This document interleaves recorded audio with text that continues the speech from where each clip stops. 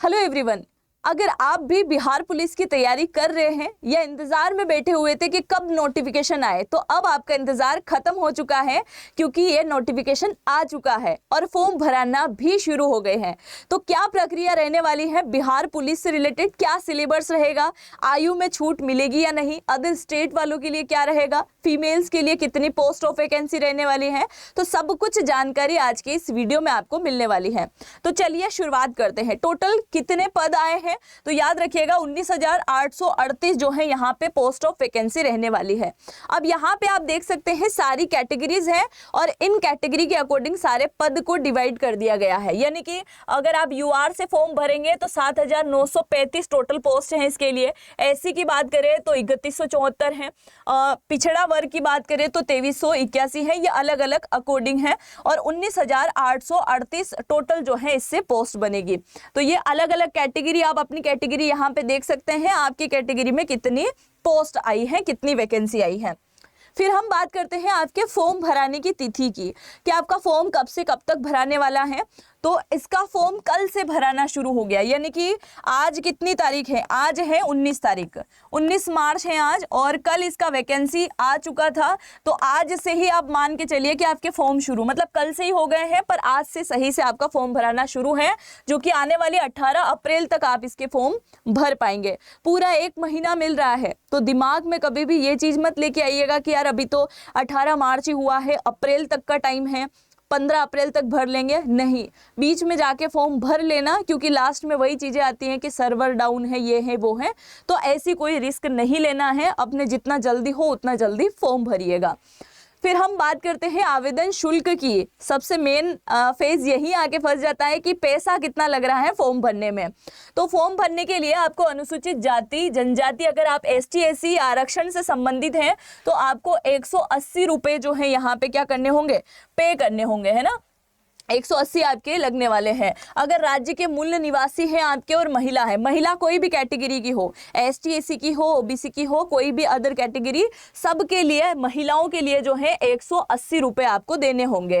Transgender और बाकी जितने भी हैं जनरल कैटेगरी वाले या फिर अन्य राज्यों से जो आते हैं, उनको यहाँ पे देने होंगे 675 रुपये, और फॉर्म भरने वाला भी ले लेगा 150 रुपये। तो मान के चलना 775 रुपये के आसपास आपका पैसा यहाँ पे लगने वाला है।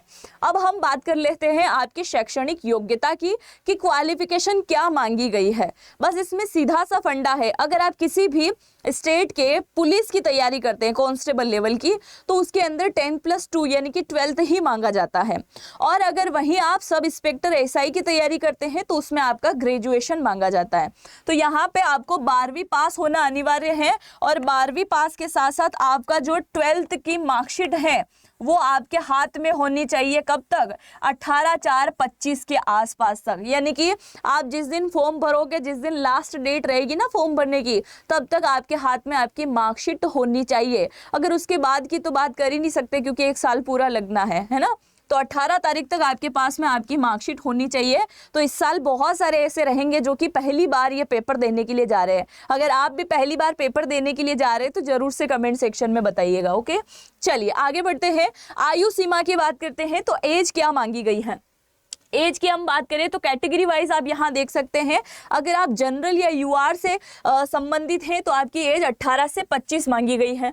अगर ईडब्ल्यूएस में आप आते हैं तो भी 18 से 25 है। एससी में अगर आप आते हैं तो आपको 5 साल की छूट मिल रही है ना। 18 से 25 नॉर्मल है, 5 साल की आपको अतिरिक्त छूट मिल जाएगी एसटी एससी दोनों के लिए।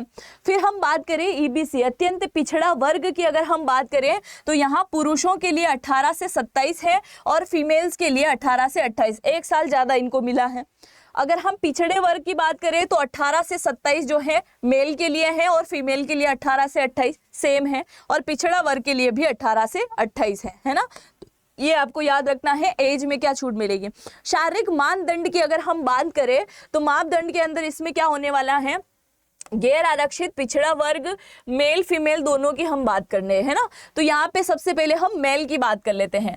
तो मेल में आपकी हाइट जो है क्या होनी चाहिए, 165 होनी चाहिए, अगर आप यूआर से यानी कि जनरल से भी अगर आप बिलोंग करते हैं तो। फिर अगर हम दूसरी बात करें ईबीसी की, तो मेल के लिए 160 मांगी गई है, सबके लिए 160 है। केवल फीमेल के लिए हम बात करें तो फीमेल ऑल ओवर, यानी कि अगर आप ओबीसी, एसटी, एसी कोई भी कैटेगरी से आती हो, आपकी जो है हाइट 155 तो होनी ही चाहिए। बहुत सारी लड़कियां क्या करती है, ऐसे बालों को चिपका के ऊपर पफ वगैरह बना लेती है बहुत सारी, तो ऐसी कोई गलती आप मत कीजिएगा। आपकी हाइट मेजरमेंट जरूर से करवा लीजिएगा कि आपकी हाइट 155 है कि नहीं। अगर इससे भी कम है तो फिर आपके फॉर्म के पैसे फालतू में चले जाएंगे, है ना। तो अपनी हाइट जरूर से चेक कीजिएगा। वहीं हम बात करें चेस्ट की, तो लड़कियों के लिए नहीं मांगा गया है, और लड़कों के लिए 81 बिना फुलाए और फुलाने के बाद 5 सेंटीमीटर कम से कम इंक्रीज होना चाहिए। ये हर एक कैटेगरी के लिए यहाँ पे दिया गया है ना, एसटी, एसी के लिए, ओबीसी के लिए, जनरल के लिए, अदर स्टेट वाले सबके लिए सेम है। चयन प्रक्रिया में 3 स्टेप आपके होने वाले हैं। लिखित परीक्षा जो कि सीबीटी नहीं रहेगा, है ना, ज्यादातर जो है कंप्यूटर बेस्ड टेस्ट होता है, ये सीबीटी नहीं होगा, ये ओएमआर शीट पे होने वाला है। वहां गोले आपको भरना है, और ऐसे गोले मत भर के आइएगा, है ना। इसके लिए भी मैं एक अलग से वीडियो आपको प्रोवाइड करा दूंगी कि किस टाइप से यहाँ पे आपको ओएमआर शीट को भरना है। शारीरिक दक्षता की हम बात करें तो पीईटी और आपका पीएमटी होने वाला है। फिजिकल और आपका जो है मेजरमेंट दोनों चीजें यहाँ पे होगी। आपकी हाइट भी चेक की जाएगी, आप ऊंचा कितना कूद सकते हो, है ना, हाई जंप से रिलेटेड, गोला फेंक, सारी चीजें यहाँ पे होगी। और दस्तावेज सत्यापन, जो कि दस्तावेज के लिए आपको डॉक्यूमेंट वेरिफिकेशन। तो डॉक्यूमेंट वेरिफिकेशन तब तक आप पहुंच पाओगे जब आपने परीक्षा क्लियर की होगी, आपका फिजिकल क्लियर हो गया होगा और सारे मेजरमेंट भी सही हो गए होंगे, तब जाके आपका डॉक्यूमेंट वेरीफाई होगा। और डॉक्यूमेंट में क्या क्या मांगा गया है वो भी मैं आपको आगे बताने वाली हूँ। ओके, चलिए आगे बढ़ते हैं। लिखित परीक्षा। अब इस परीक्षा की हम बात करें तो यहाँ पे क्या मांगा गया है, ठीक है। सबसे मेन बात ये आती है कि कितने क्वेश्चन कितने नंबर के कहाँ से आने वाले हैं। अगर हम बात करें हिंदी और अंग्रेजी, तो इन दोनों को मिला के 15 क्वेश्चन आपके आएंगे। कितने आएंगे? 15 क्वेश्चन आएंगे। गणित की हम बात करें तो 10 नंबर के जो है आपकी गणित रहने वाली है। साइंस के क्वेश्चन सबसे अधिक आएंगे, 30 क्वेश्चन जो है यहाँ पे आपके साइंस के रहने वाले हैं, ठीक है। बाकी की अगर हम बात करें तो 40 नंबर का आपका अदर जीके जीएस रहने वाला है, और बचा 5 नंबर का आपका करंट अफेयर रहने वाला है ना। तो ये हो गए हैं टोटल 100 क्वेश्चन। 100 क्वेश्चन जो है आपके रहने वाले हैं, और 100 क्वेश्चन के आपको मतलब प्रत्येक क्वेश्चन के 1 नंबर आपको मिलने वाले हैं। तो 100 क्वेश्चन 100 नंबर के आपके रहने वाले हैं। नेगेटिव मार्किंग यहाँ बिल्कुल भी नहीं है, और सभी क्वेश्चन को सोल्व करने के लिए आपको पूरे 2 घंटे का समय यहाँ पे मिलने वाला है, ठीक है। चलिए आगे बढ़ते हैं। लिखित परीक्षा में किस टाइप से क्या चीजें रहेगी, थोड़ा सा इन पे भी आप नजर डाल लीजिए। ओएमआर शीट पे आपको फिल करना है ना, पहली बात। दूसरा, अगर आप यहाँ पे देखोगे तो लिखित परीक्षा में 30% से कम अंक नहीं आने चाहिए। ये सिर्फ कहने की बातें हैं, इन पॉइंट पे बिल्कुल भी मत जाइएगा कि 30% लेके आना है, नहीं, उससे काम नहीं बनेगा। लास्ट में जब मेरिट बनेगी, लास्ट की जो चीजें होगी ना, वहां पे फेल हो जाओगे। तो पिछली मेरिट के अकॉर्डिंग देख के चलना कि इस बार भी 2-4 नंबर ज्यादा ही इंक्रीज होके रहने वाला है, कम नहीं, है ना। तो ये सिर्फ कहने की बात है कि 30% होना चाहिए। दूसरा, आपकी जितनी वैकेंसी है उसके 5 गुना लोगों को यहाँ पास किया जाएगा, मतलब 99,000 प्लस 1 लाख के आसपास लोगों को बुलाया जाएगा, जो कि कट जाएंगे कहाँ, आधे फिजिकल में, आधे मेडिकल में और आधे डॉक्यूमेंट वेरिफिकेशन में। तो ऐसे कट जाएंगे। तो याद रखिएगा, आपका जो है अच्छा खासा कंपटीशन है, और डबल मतलब 5 गुना जो है यहाँ पे लोग आने वाले हैं। मेन फाइट रहेगी आपकी फिजिकल के अंदर, ठीक है। चलिए दूसरा, शारीरिक दक्षता में क्या रहने वाला है। दौड़ की अगर हम बात करें तो अधिकतम 50 नंबर का आपका दौड़ रहने वाला है। रनिंग में कैसे नंबर मिलेंगे इसको भी थोड़ा सा जान लो। 1.6 किलोमीटर की हम बात करें तो 1.6 किलोमीटर यानी कि 1600 मीटर आपको दौड़ना है। अधिकतम टाइम 6 मिनट का लेना है, और अगर 6 मिनट से भी ज्यादा का टाइम आपका लग रहा है ना, तो फिर आप डिस्क्वालीफाई हो, आप पास नहीं हो सकते हो। अब यहाँ पे देखो, अगर आप 5 मिनट 40 सेकेंड में अपनी दौड़ कंप्लीट करते हो तो आपको 20 नंबर मिलेंगे 50 में से। अगर आप अपनी दौड़ को 5 मिनट 20 सेकेंड में कंप्लीट करोगे तो आपको 30 नंबर मिल जाएंगे 50 में से। 5 मिनट 20 सेकेंड में अगर कंप्लीट कर दोगे तो आपको 40 नंबर मिल जाएंगे। और 5 मिनट से भी कम का टाइम अगर आपको लगा तो पूरे 50 में से 50 नंबर। और अपना टारगेट क्या होना चाहिए कि 5 मिनट से भी कम का टाइमिंग लगे, तभी आप लास्ट मेरिट तक जा पाओगे, है ना। रनिंग आपको पास करना है किसी भी हालत में, 50 में से 50 लाने की कोशिश कीजिएगा। दूसरा, फीमेल के लिए हम बात करें तो इनके लिए 1 किलोमीटर आपको यहाँ पे दौड़ना है। 1000 मीटर की रनिंग यहाँ पे होने वाली है, ये भी 50 नंबर का रहने वाला है। आपने अगर 5 मिनट से ज्यादा टाइम लिया तो आप ऑलरेडी डिस्क्वालीफाई हो जाओगे, आप आगे तक तो जा ही नहीं पाओगे। मतलब ऊंची कूद जो भी आपकी होना है, पैरामीटर दूसरे जो भी हैं, उन तक आप नहीं पहुंच पाओगे। तो आप अगर यहाँ ही फेल हो गए तो फिर आगे बढ़ने का भूल जाओ। जो आप कई महीनों तक मेहनत करके एग्जाम क्वालिफाई करोगे और फिर यहाँ जाके फेल हो जाओ तो नहीं चलेगा, है ना। तो अपनी मेहनत अच्छी तरीके से करना। 1000 मीटर को कम से कम 4 मिनट पूरे ना हो उससे पहले ही निकाल लेना। 4 मिनट 20 सेकेंड में आपको इतने नंबर मिलेंगे, तो ये आप सारे के सारे नंबर यहाँ देख सकते हैं। फिर बात करते हैं गोला फेंक की, है ना, शॉर्ट पुट। गोला फेंक की बात करें तो ये 25 नंबर का आपका रहने वाला है और आपका गोला 16 फीट से कम नहीं जाना चाहिए। ये पुरुषों के लिए है ना। मेल की बात कर रहे हैं हम, फीमेल की आगे बात करेंगे। 16 फीट से 17 फीट तक जो है आपको नहीं फेंकना है, 17 फीट से 18 फीट के बीच में। तो ये आपके नंबरिंग जो है यहाँ पे दे रखे हैं।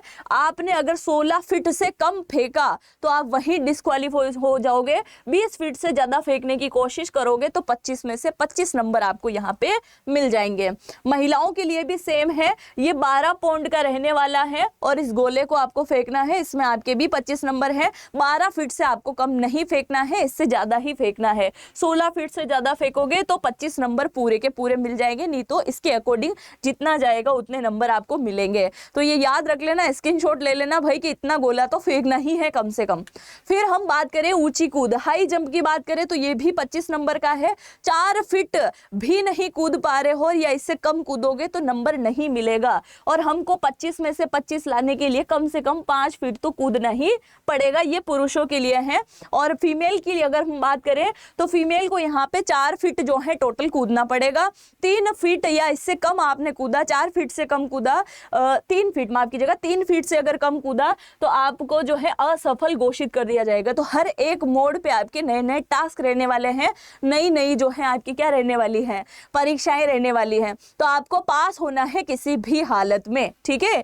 हाँ भाई, मेहनत बड़ी करके यहाँ तक पहुंचने वाले हो, बिल्कुल समझ सकते हैं उस चीज को। शारीरिक दक्षता, नियत पुरुष में 6 मिनट। अब मैं सीधी सी बात यहाँ बता दूं, अगर आपने एग्जाम क्वालिफाई कर लिया, फिजिकल में आप पहुंचे हो, सबसे पहले आपका रनिंग होगा। अगर रनिंग में आप डिस्क्वालीफाई हो गए तो आप हाई जंप और गोला फेंक तक नहीं पहुंच पाओगे।